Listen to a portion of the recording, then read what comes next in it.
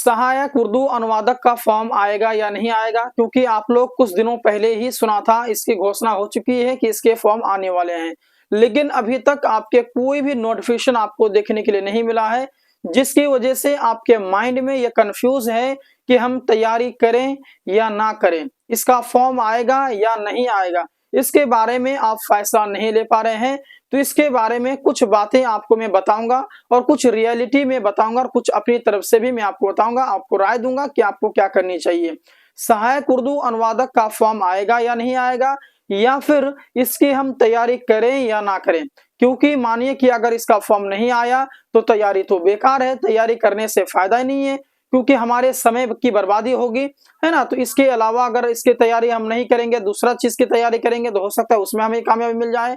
तो इसकी सच्चाई कहां तक है, क्या सहायक उर्दू अनुवादक का फॉर्म आएगा कि नहीं आएगा, क्योंकि जितने भी मैं वीडियोस डालता हूं यूट्यूब के अंदर में या फिर फेसबुक के अंदर में, सारे वीडियोस के कमेंट बॉक्स में आपको सिर्फ यही एक कॉमन प्रश्न हमको नजर आता है कि इसका फॉर्म कब आएगा या फिर इसकी फॉर्म नहीं आएगी। बहुत सारे लोग तो ऐसे कह रहे हैं कि बेतुका एग्जाम की तैयारी कराना शुरू कर दिए हैं, एग्जाम नहीं होंगे, इसके वैकेंसीज नहीं आने वाली है।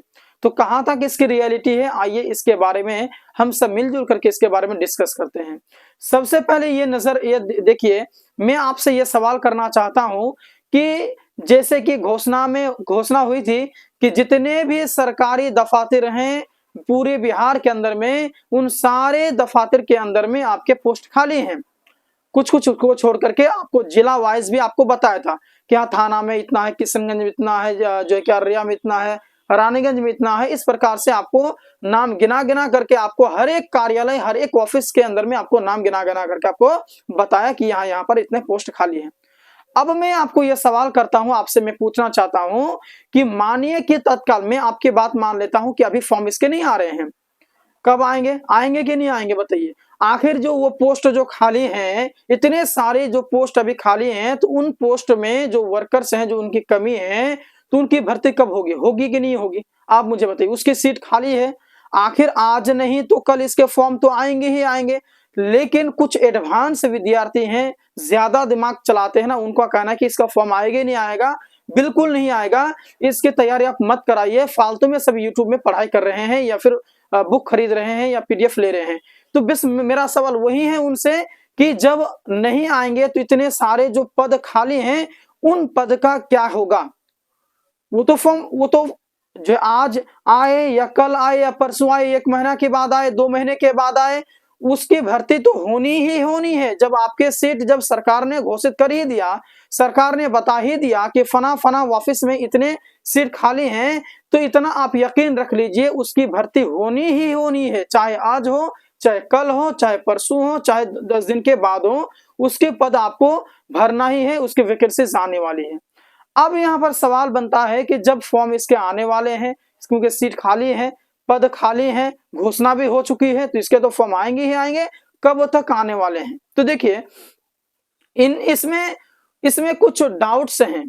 क्या डाउट्स हैं, इसमें अनुमान के अलावा हम कुछ लगा नहीं सकते हैं, लेकिन मैंने कहीं से मालूम हासिल की है, जबकि मैं इस फील्ड में हूँ, इस फील्ड में मैं जो कि मेरा एक्सपीरियंस है, तो मुझे मालूम है और मैंने पता भी क्या है कि ये जो सहायक उर्दू अनुवादक जिसका फॉर्म अभी आने वाले हैं 2025 में, तो इसका हर एक काम हो चुका है, मुकम्मल हो चुका है। सिर्फ आपके सरकार के जो है उसमें सिग्नेचर बाकी हैं और हर एक काम, ये तो हर एक चीज जो है कि हो चुकी है, क्लियर हो चुकी है।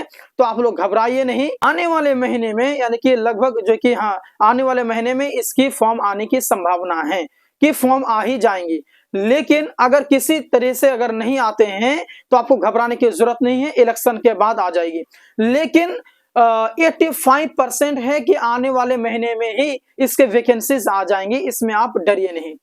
और एक बात कि जब इसकी कोई नोटिफिकेशन नहीं आ रही है, कोई न्यूज नहीं आ रही है, तो क्या हम इसकी तैयारी छोड़ दें या तैयारी करते रहें। मैं आपको बताना चाहूंगा कि मानिए कि नोटिफिकेशन आने के बाद में आपके पास में ज्यादा समय नहीं दे सरकार, आपको ज्यादा तैयारी करने की जो है कि बोर्ड जो है कि आपको ज्यादा समय अगर ना दे, तो आप क्या कीजिएगा, आप क्या कीजिएगा, कम समय में तो आपकी तैयारी नहीं हो पाएगी।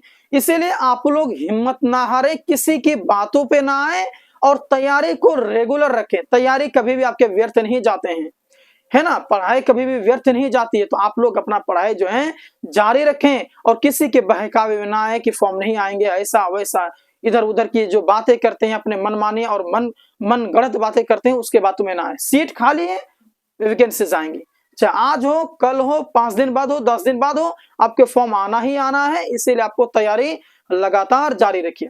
एक और चीज मैं आपको बताना चाहूंगा कि 2019 के जो गाइड्स हैं वो मार्केट में अभी अवेलेबल नहीं है। बहुत सारे विद्यार्थियों ने पता नहीं कहां से अपना अवेलेबल करवा लिया। बहुत सारे विद्यार्थियों ने मुझसे भी पीडीएफ लिया है।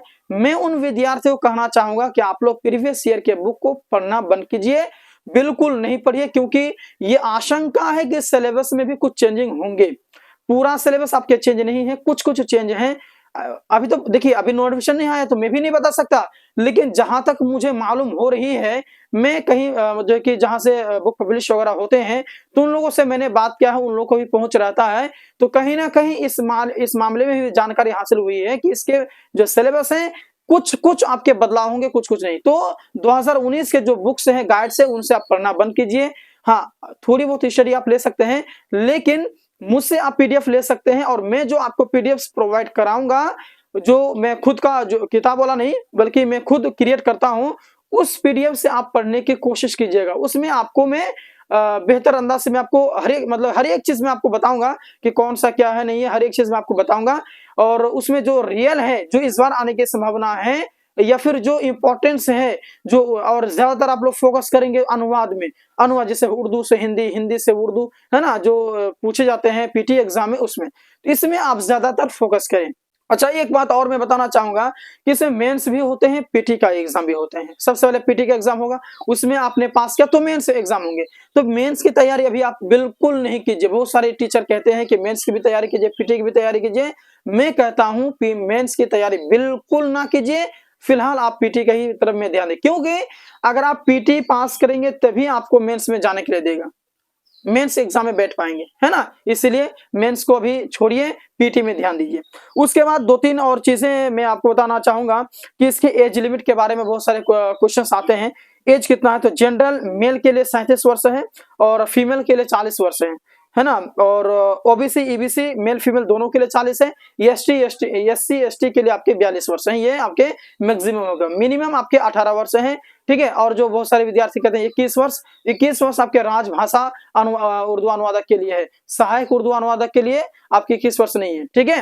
तो ये मैंने जो आपको एज लिमिट बताया या फिर जो भी चीजें बताई, ये 2019 के आधार पर मैंने बताया, और इस बार के नोटिफिकेशन में क्या लिखा रहेंगे ये आने के बाद ही आपको मालूम पड़ेंगे, ठीक है। चलिए, उसके बाद में 2-3 चीजें मैं आपको बताना चाहूंगा, जैसे कि इसमें सहायक उर्दू अनुवादक का जो निसाब है, निसाबी खाका है, वो मैं आपको बताना चाहूंगा कि जो पीटी के एग्जाम जो होते हैं उसमें वाहिद और जमा से 10 नंबर के क्वेश्चंस आते हैं, तज़किर व तानीस से 10 नंबर, अज़दाद से 10 नंबर, जनरल नॉलेज से 10 नंबर, हिंदी से उर्दू जो ट्रांसलेट करने के लिए रहते हैं 30 नंबर, उर्दू से हिंदी यानी हिंदी से उर्दू 30 नंबर और उर्दू से हिंदी आपके 30 नंबर के रहते हैं, ठीक है। ये टोटल आपके 100 नंबर का रहता है। उसके बाद में मेंस एग्जाम के लिए अगर आप जाएंगे, पर्चा अव्वल में, उसमें आप देखेंगे वाहिद जमा से 10 नंबर, अज़दाद से 10 नंबर, तज़किर व तानीस 10 नंबर, ज़रबुल मसल 10 नंबर और मुहावरा 10 नंबर, सर्फ नहव 10 नंबर, मज़मून या खुतूत 15 नंबर और मुख्तसर नवेसी या 15 नंबर।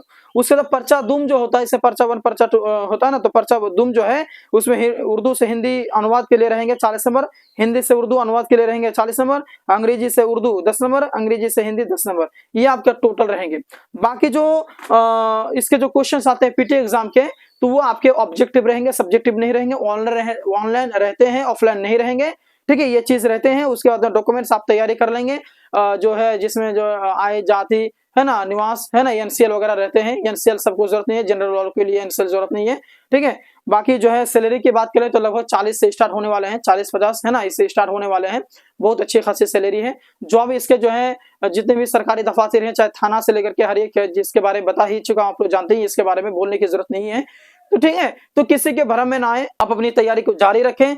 और पीडीएफ लेना चाहते हैं जो कि मैं खुद आपको दूंगा, उसके लिए आप दिए गए नंबर पर आप लोग जरूर कांटेक्ट करें और इसका पीडीएफ ले लें, ठीक है।